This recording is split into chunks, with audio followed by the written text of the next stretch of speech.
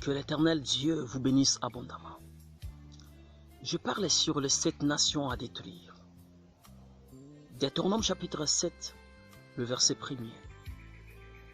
Lorsque l'Éternel ton Dieu t'aura fait entrer dans le pays dont tu vas prendre possession et qu'il chassera devant toi beaucoup de nations. Adonai a combattu pour Israël, Israël a gagné. Jésus-Christ a combattu pour son Église et son Église est sortie plus qu'un vainqueur. Que l'Éternel Dieu vous bénisse abondamment. Genèse chapitre 9, le verset 25. Noé avait 3 fils. Japheth, une lignée dont est venu le savant, le érudit, les scientifiques juifs. Il avait encore Cham, la lignée de maudit, et Sam, la lignée d'où est venu Abraham, le sacrificateur, le roi même. Noé avait pris de l'alcool. Et son fils Cham a vu sa nudité. Il vient le rapporter à ses frères. En réveillant, Noé a su que Cham avait vu sa nudité. Au lieu qu'il puisse maudire directement Cham, mais lui, il avait maudit Cana, qui était son petit-fils. Cana était le fils de Cham. Cana était même le 4e fils. La malédiction peut rater le premier-né, le second dans la famille, mais ça vient te toucher. C'est parce que tu es une étoile. Que l'Éternel Dieu te protège au nom puissant de Jésus-Christ. Genèse chapitre 9, le verset 1er. Pourquoi Noé n'a pas pu maudire directement Cham? C'est parce que l'Éternel les a tous bénis. Il a dit, soyez féconds et multipliez. Voilà pourquoi Noé n'a pas pu maudire Cham. C'est que l'Éternel a béni. Personne ne peut le maudire. Il y avait les nations. Pas de combat, pas d'envol. Israël était dans le désert.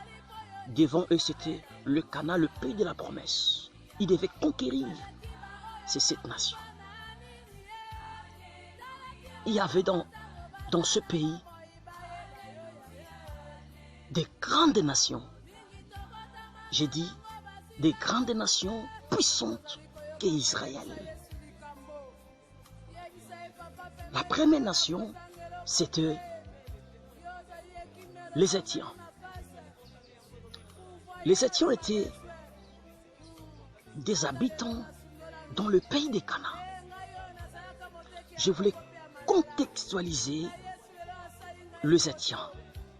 C'est simplement la sorcellerie. Nombre chapitre 23, le verset 23. L'enchantement et la divination ne peut jamais contre Jacob, contre Israël. La grande nation devant toi, c'est l'esprit de la sorcellerie. La légende des eaux. Chaque famille, chaque sorcellerie. Il n'y a pas une famille où il n'y a pas la sorcellerie. Dans une famille, là où il y a la sorcellerie, le vie des gens seront gérés par cet esprit de la sorcellerie qui n'aime pas l'évolution des étoiles, qui n'aime pas l'émergence. Cet esprit de la sorcellerie impose de mariages nocturnes, de mariés femmes de nuit, des célibats prolongés, des malédictions. Il y a beaucoup d'autres histoires que cet esprit impose dans la famille. Tu dois détruire cet esprit de la sorcellerie. Et ensuite, tu prendras le Canaan. Que l'Éternel te bénisse abondamment. Il y avait encore le Girgatien. Les Girgatiens, au contexte actuel, c'est le phénomène mari et femme de nuit. Ésaïe chapitre 27, le verset 1er. En ces jours-là, l'Éternel dit, je viendrai détruire le serpent des eaux qui a plusieurs têtes. Qu'on fait allusion à Sirène des eaux. Dans tout le pays du monde entouré par l'eau, on trouve cet esprit, on l'adore même. Et cet esprit, c'est par cet esprit qui vient beaucoup de choses, la mode et des inspirations sataniques. Waouh! Que l'Éternel puisse te délivrer de cet esprit de mari et femme de nuit. Ce n'est pas un plaisir lorsque tu couches pendant les sommeils avec cet esprit. Tu as hypothéqué ton héritage, tu as hypothéqué ton étoile. Que l'Éternel Dieu te donne la victoire devant cet esprit de mari et femme de nuit au nom de Jésus-Christ. Il y avait encore les Amoriens, troisièmement. Les Amoriens, c'est l'esprit des morts. Matthieu chapitre 16, le verset 18. Il est écrit ceci. Jésus a donné les pouvoirs à l'Église et les portes du séjour des morts ne peuvent jamais valoir sur l'Église du Seigneur Jésus-Christ. La mort n'est pas ton partage. La mort précoce, je dis bien, l'esprit de la mort dans la famille n'est pas ton héritage, n'est pas ton partage. Cet esprit a détruit ton père, ta mère. Dans une famille, vous voyez, il n'y a que des morts, il n'y a que la mortalité. Faites attention. Dans votre famille, on a fait de pacte avec les esprits des séjours des morts. Que l'Éternel puisse te délivrer avec ces géants, avec cette nation des ténèbres au nom de Jésus-Christ. Quatrièmement, il y avait des Cananéens.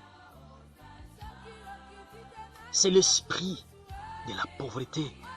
Juge chapitre 6, le verset 15. Gédéon dit, ma famille est la plus pauvre à Manassé. La pauvreté, c'est aussi un esprit. Dans une famille où tout le monde est pauvre, tout le monde a le même cantique de détresse. Il n'y a rien. Tout le monde pleure, tout le monde se lamente. Que l'Éternel Dieu puisse te délivrer de cet esprit de pauvreté au nom de Jésus-Christ. De cet esprit de pauvreté au nom de Jésus-Christ. Cinquièmement, il y avait aussi le pharésien, que je fais allusion à l'esprit de la maladie. Luc chapitre 13, le verset 17. Cette maman qui était dans la synagogue, courbée par cet esprit, que le pasteur de cette synagogue, le médecin vit que cette maman peut-être l'âge est avancé. Mais lorsque Jésus est entré, Jésus a vu, ce n'était pas une maladie ordinaire, mais c'était des démons. Que Yoshua Mashiach puisse délivrer ta vie de la maladie. Ça peut être sida, diabète, hépatite, maux de tête, cirrhose des voies. Que sais-je encore? Citez-moi ta maladie, je te dirai, il n'y a aucune maladie qui est incurable devant le nom de Jésus-Christ.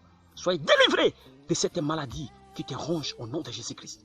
Sixièmement, il y avait le Éphésien ou le Phésien, que je fais allusion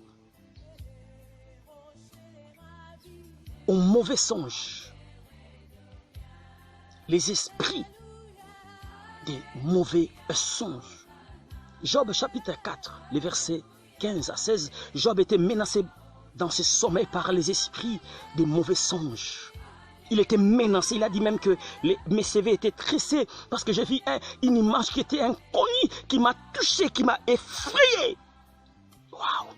Que l'Éternel Dieu te délivre des mauvais songes, des songes à caractère bizarre. Tu manges dans les sommeils, on te poursuit, on te pourchasse, tu es menacé, tu es étouffé, tu es dans un endroit incarcéré. Que l'Éternel puisse te délivrer dans le nom de Jésus des nations de ténèbres, des géants de condamnation, dans le nom puissant de Jésus.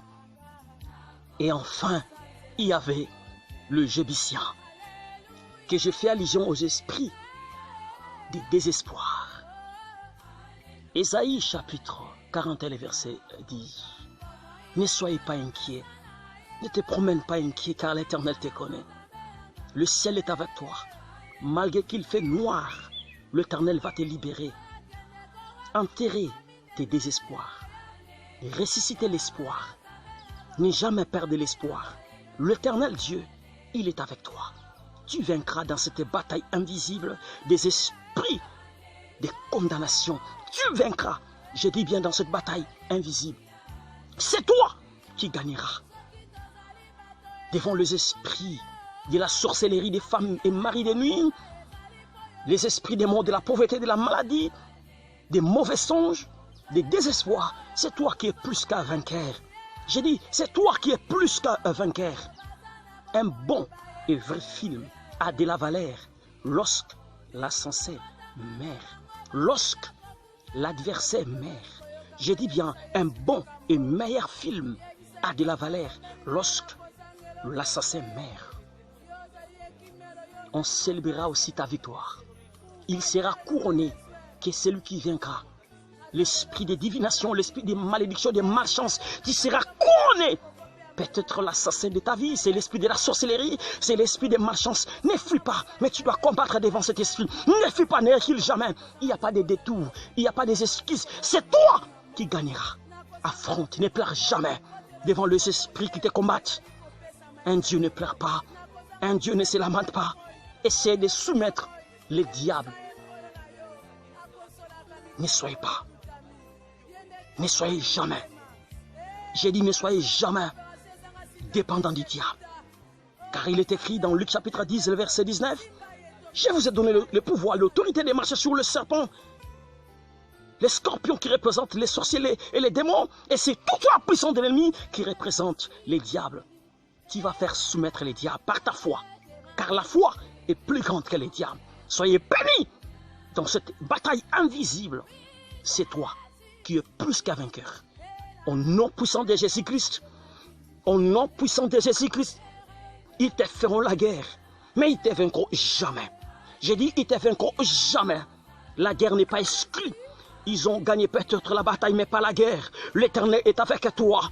Ils ont jeté la maladie, mais tu es encore en vie et tu dois encore se relever pour combattre les esprits gens dans le monde des ténèbres, des nations des ténèbres. Au nom de Jésus-Christ, tu vaincras. Je dis bien, il n'y a pas d'autre personne qui combattra mieux que toi. Ce n'est pas la personne d'autre personne qui est blessée. C'est pas, je dis bien, c'est pas les voisins. C'est pas cette personne qui est blessée. C'est toi qui es blessé. C'est toi qui es injurié. C'est toi qui es calomnié. C'est toi qui suis cette douleur. C'est toi qui vis cette ignominie. Relève-toi et combat. Dieu est avec toi et tu t'en sortiras plus qu'un vainqueur. Soyez bénis au nom de Jésus-Christ. Assistez dans cette bataille invisible par les saints anges de Dieu.